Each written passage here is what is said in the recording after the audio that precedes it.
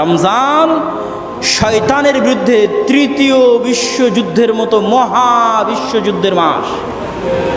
অতএব এই 30টা দিন প্রত্যেকটা যুবককে চ্যালেঞ্জ দিতে হবে যে আমরা শয়তানের খপ্পরে পা দিব না। মাত্র 30টা দিন তুমি শয়তানের বিরুদ্ধে যুদ্ধ করে গুনাহবিহীন থাকতে পারবে না?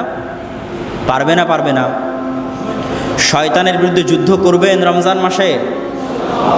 আর একটু জোরে শুনতে চাই।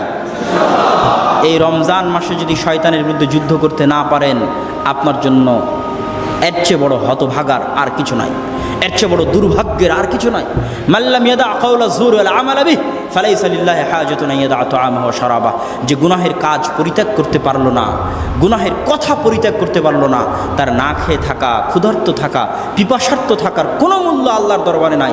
রমজান শয়তানের বিরুদ্ধে তৃতীয় বিশ্বযুদ্ধের মতো মহা বিশ্বযুদ্ধের মাস। অতএব এই 30টা দিন প্রত্যেকটা যুবককে চ্যালেঞ্জ দিতে হবে যে আমরা শয়তানের খপ্পরে পা দিব না। মান সামা রমাদান ঈমানান ওয়া ইহতিসাবান, ঈমান সহ সিয়াম থাকলে অতীতের গুনাহ মাফ হবে।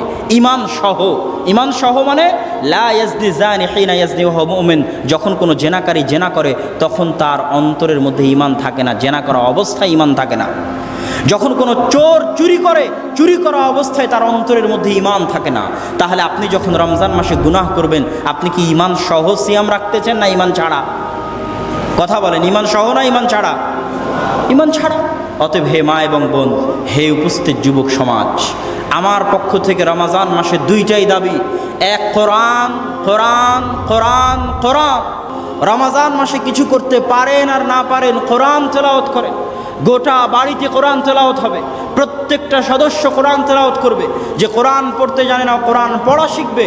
আর 2 নাম্বার জরুরি কাজ হচ্ছে গুনাহবিহীন রমজান। তারাবির সালাত আদায় করলেন, জোহরের সালাতে নাই, এই রমজানের কোনো মূল্য আছে? জোহরের সালাত ছেড়ে দেওয়া মানে যে কোনো ফরজ সালাত ছেড়ে দেওয়া অনেক বড় বড় কাবিরা গুনাহের চেয়ে বড়।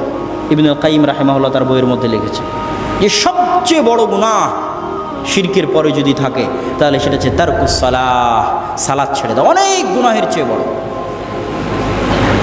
তাহলে আপনাকে রমজানে যদি আপনি ফরজটুকু আদায় করেন, ফরজ যদি আদায় করেন, তবুও আপনাকে গুনাহবিহীন থাকতে হবে।